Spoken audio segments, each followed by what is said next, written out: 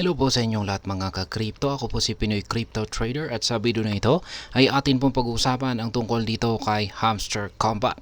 Kung saan ang sabi rito ay Hamster Combat airdrop backfires. Kaya hashtag Hamster Scam takes over X. Yan, ang ibig sabihin yan ay nag-backfire daw po or hindi raw po naging maganda ang resulta ng airdrop ng Hamster Combat token. At maliban po dyan ay mukhang kumakalat po ang hashtag Hamster Combat Hamster Scam sa platform na X, or yan po yung dating Twitter.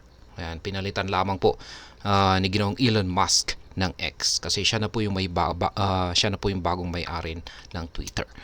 Kaya ayan, masasabi ko rito ay mukhang marami pong mga community members ang nadismaya po kasi dito kay Hamster Combat.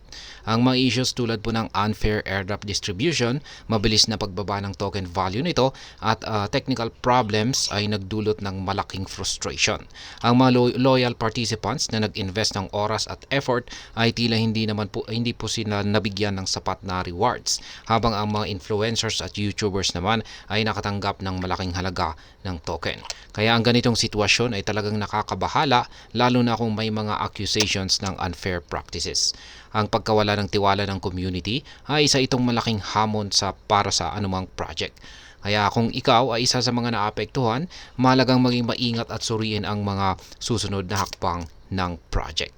At ayan, bago po tayo magpatuloy ay nais ko lamang po munang bigyang linaw ang aking disclaimer kung saan ang nilalaman po ng video na ito ay hindi po ito isang financial advice. For education and information purposes lamang po ang layunin nito.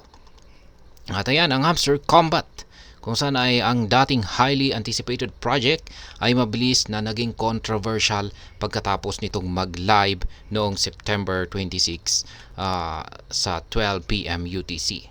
Yan po ay nasa alas 8 po ng gabi dito sa atin. At inabagan po natin yan. Ngayon ay ang hashtag na Hamster Scam ay trending na po ito sa Twitter or X po ngayon.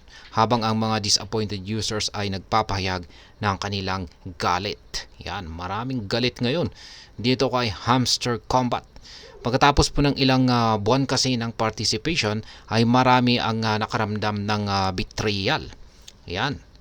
At nakatanggap lamang po ng marami pong nakatanggap lamang ng halos $2 na worth of tokens para sa kanilang efforts. Yan. Yan po yung bayad sa kanilang ilang buwan na participation dito. $2 lamang.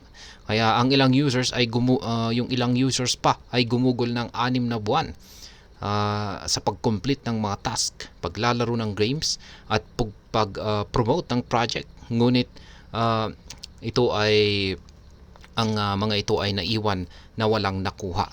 Yan, wala po silang nakuha kahit anumang reward. Kaya malamang ay sila po yung mga na-ban. Ayan, mga false ban.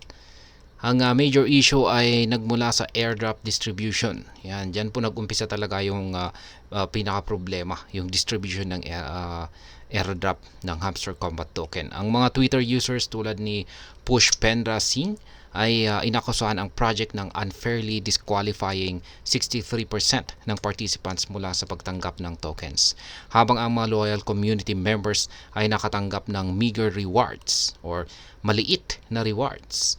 Ang mga influencers at YouTubers naman ay ayon po sa kanilang report ay nakatanggap naman ng milyong-milyong mga tokens nang may kaunting effort. Kaya ayan, mukhang yung mga talagang loyal na community members na nag-effort ay sila yung nakakuha ng katiting na reward.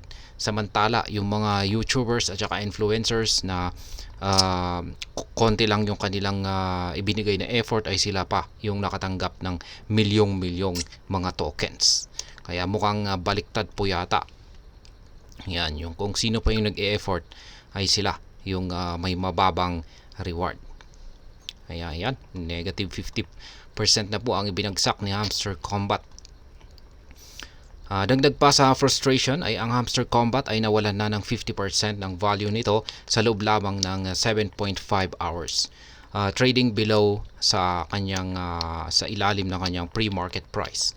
Hindi tulad po ng ibang tokens na katulad ng TON blockchain, ang Hamster Combat ay walang initial growth at nagsimulang bumagsak ng napabilis.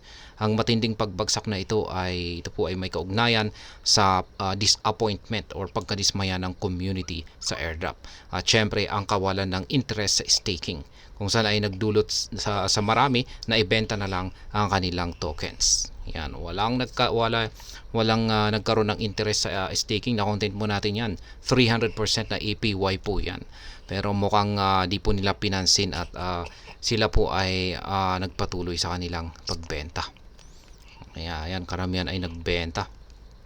Ang ilang users naman ay nag-report din ng mga technical issues tulad po ng network overload pagkatapos ng airdrop. Lalo pa itong nakasira sa reputasyon ni Hamster Combat. Kaya ang community ngayon ay hinihikayat ang iba na i-block ang projects boot at i-boycott ang social media accounts nito. Habang lumalaki ang frustration, ay ang future ng project ay mukhang uncertain or wala pong kasiguruhan. Lalong-lalo na at may kumakalat po na hashtag hamsterscam dito kay X, kung saan ay patuloy po na nagdo-dominate sa mga online conversations. Kaya ayan po ang kalagayan ngayon nitong si Hamster Combat. Ayan, bumabagsak ang kanyang presyo hanggang ngayon. At yan, hanggang dito na lamang po tayo sa video na ito mga ka-crypto. Sana po ay inyong nagustuhan ang aking paliwanag dito. Kung inyo po itong nagustuhan ay pakiclick lamang po ang like button nito. Para naman po sa mga bago lamang dito, kayo po ay aking inaanyayahan para mag-subscribe. Pakiclick na rin po ang bell icon nito dahil ito po ang siya magsisilbing notification nito sa mga bago kong videos na akin pong ina-upload sa aking YouTube channel na ito. Marami pong salamat sa panonood. Ingat po tayo lagi at God bless po sa ating lahat.